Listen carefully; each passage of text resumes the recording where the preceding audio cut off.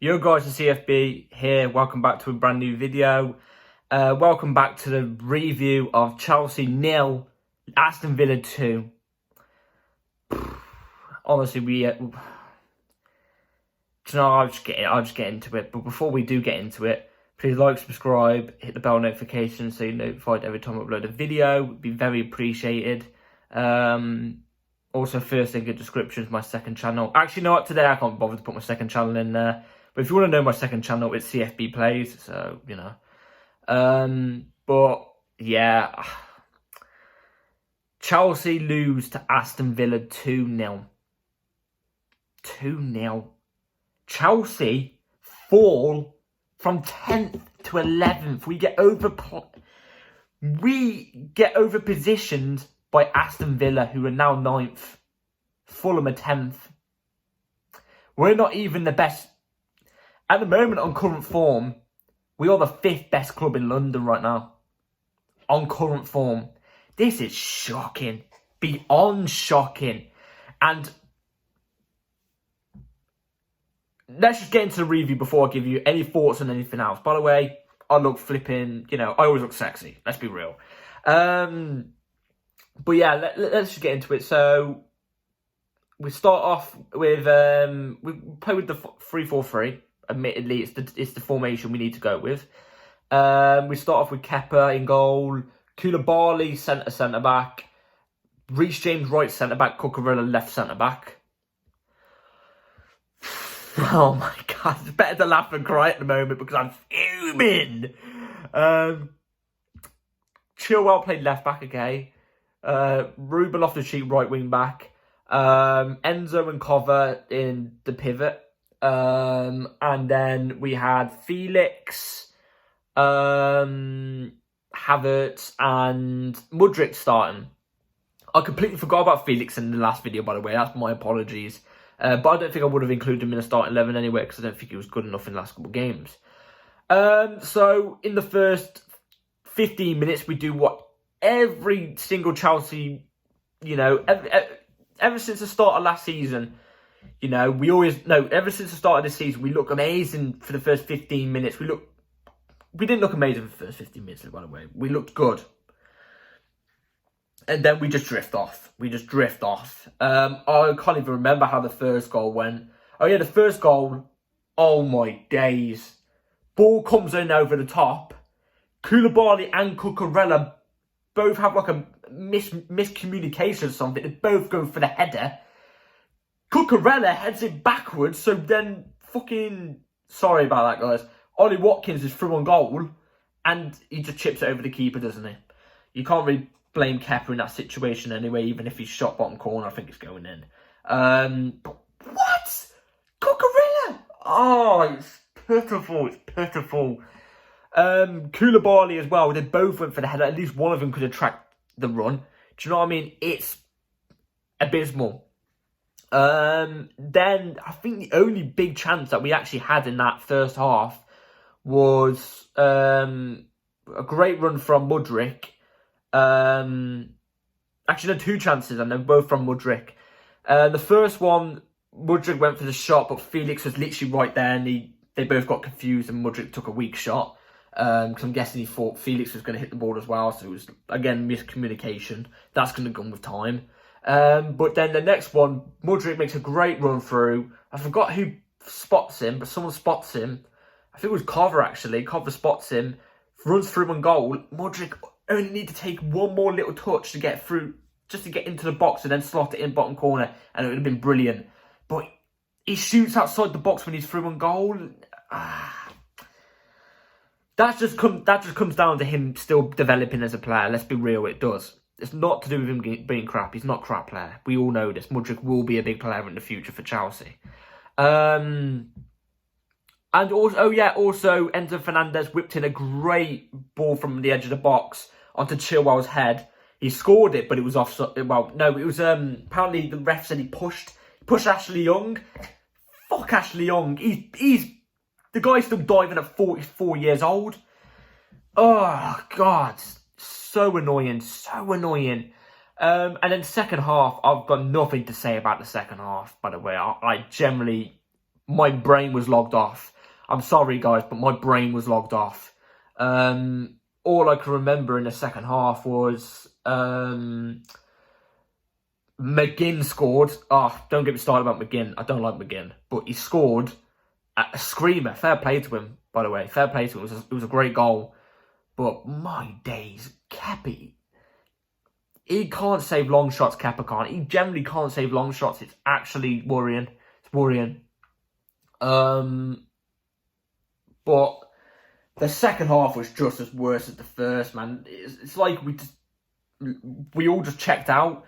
He brang on Mudryk, brang on Madueke for Mudryk, and he brang on Kante for who was it? Kante came on for Ruben. But you know what he does? Puts Kante in midfield, so we've got 3 in midfield. Okay. Puts Madueke on the right wing back.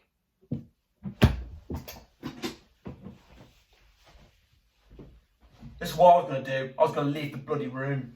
Honestly, how? Modric right wing back. No, Madueke right wing back. Oh my god. And props to Madueke, by the way. I thought he had a good game. I think he should have started. But defensively, obviously, he's going to be poor because he's not a right wing back. You know what I mean? He's not a full back. He's a winger. And every time he went on the attack, Madueke looked great when going forward. Defensively, he didn't. But you can't expect that from him. Do you know what I mean? In those situations. But going forward, he looked great. Do you know what I mean? And then the other subs, he brought on Conor Gallagher and Christian Pulisic. Oh. I don't know what to say anymore. I really don't know what to say. I completely forgot who had to come off at that stage. I really, really did. Completely forgot. Just awful. Just awful. We now drop down to 11th. 11th. Bear in mind, we are still like 9 or 10 points ahead of 12th. I can't believe I'm saying that. Just ignore me, man. This is pitiful. Really, really bad. This is worrying. This is. Let's just go through the player rates before I give my opinions on anything else, because obviously I do my player rates and then I give my opinions on everything else. So player ratings, Kepa I'd give a 3. Reece James played at right centre back. We know Reece James is good defensively. He was sound defensively, but didn't really do much else. So 4. Koulibaly 3. I thought he was hitting form personally, but it seems like he's just drifted off the last couple of games against Everton and now. Who played left centre back? See, my brain's just gone blank. Oh, Cucurella. Bar the mistake, he actually had on the right game. So Cucurella, I'll say 4. No, 3.5 actually. Sorry, 3.5. Chilwell tried, but didn't really offer much, and he faded off in the second half, so 4. Ruben, 2. Good at dribbling. Can't whip in a cross or a shot, honestly. Cover, I feel like he's losing it. I'll be honest. Cover, I'd probably say 3. Enzo, 6. Enzo's just, honestly, he's amazing. I feel really bad for Enzo, man. He's been great since he's joined us, and he's been let down. Who else? Mudryk, I'd probably give a 4.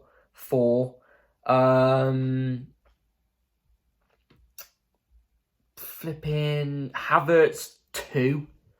Oh my days, just awful. We don't even need to go into an explanation anymore about Havertz. He's just not good enough. I think we need to clarify that Havertz is just not good enough for Chelsea. And Felix, I felt bad for as well, to be fair. Felix actually had a really good game today. He looked really bright. Created some chances, was skipping past players. You know, I felt really bad for him. But Felix, I'd probably give a 6 as well, the same as Enzo. Subs, Gallagher, I'd probably give a 3. Pulisic, 3. Madueke 5, and Kante was pretty decent as well. 5.5 for Kante. He was everywhere. It's like he's never left. But if there was another sub, I can't remember, man. I really can't remember. It's really pitiful. And I just want to say this. If the manager is not out by tonight, it's a disgrace. It's an absolute disgrace. This is why I wasn't confident when we beat Leeds, beat Dortmund, and beat Leicester. This is why I wasn't confident on us. It's why I wasn't confident on Potter still. There's still flaws. Very, very big flaws. And we're tripping. The boos, they're getting sacked in the morning, ringing around the stadium from not just our fans, Aston Villa as well. It has this, I'll be honest, even though I don't think Potter's going to get sacked, I think he will stay until the end of the season. I've already expressed that.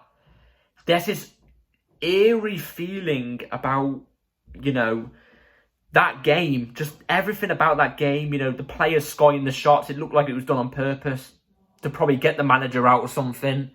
Just the whole aura about that game just seemed like, ever since we went 2-0 down, the whole aura just seemed like maybe this might be one of Potter's last games in Chelsea. It just feels like it in a way. It probably won't be, like I've already said. It more than likely won't be. But it just feels like it. It really does. And this is one thing I want to say. In the past, you look at Mourinho, for example, and the 2 times he was at Chelsea. And, when Conte was at Chelsea and when Tuchel was at Chelsea, in the last couple games, you can tell it was the players that were down in tools on the manager, right? It wasn't the manager's fault, you can tell. It was just the players. The players were trying to get the manager out, right? Player power, basically. This is a reverse. You can tell the players, in my opinion, try. They are trying, but at a certain point, then they go, nah, screw this. The manager's not got a clue. Do you know what I mean? It's tactics. It's tactics and the manager this comes down to, in my opinion. You can just tell on the field each game. I'm sorry, you just can. It's mind-boggling. And if we were to get rid of Potter, don't go and sign a proper manager straight away. Don't rush a manager that you don't know. Get Nagelsmann in the summer. Sign him in on a pre-contract, but bring in an interim. Do you know what I mean? Bring in an interim for the time being.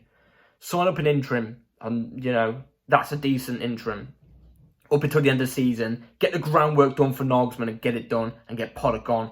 Because I'm sorry, Potter's a nice guy and he is a good manager, Potter. But he's just not Chelsea's standard. He's not ready for that big step up yet. He should have gone to an Aston Villa or West Ham.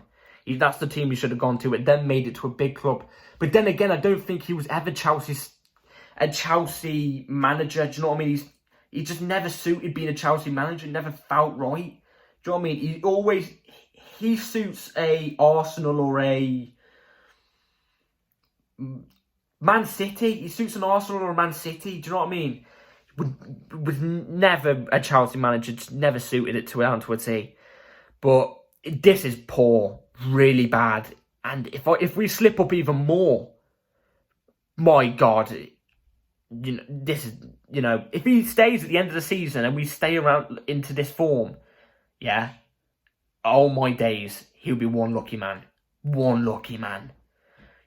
I get it, we're only 3 points off ninth. When you look at that and then you go, oh, it's not bad. For Chelsea Football Club, it is bad. This time last year, we won this. With a world-class manager. We was champions of the world. You know what I mean? We weren't in the title race this time last year. But we was in the top 4 comfortably. And playing decent football under a class manager. What's happened, man? What has happened? He has to go at the end of the season, no matter what, in my opinion. I don't see this getting any better. I don't see him taking us to any new heights. He's not that good. He's not that good yet, do you know what I mean? And he won't be for a good couple of years. Nagelsmann's that guy already, and he's way younger than Potter. That's the guy you go for. That's just my opinion. Hopefully you've all enjoyed this video, guys. Please like and subscribe. I'm not happy. I'm sorry I've had to not rush the video, but it's not been a great video. But I'm sorry my head's in a scramble. But yeah, please like and subscribe. Hope you all do better tomorrow. And yeah, I'll probably see you all tomorrow. Take care. Peace.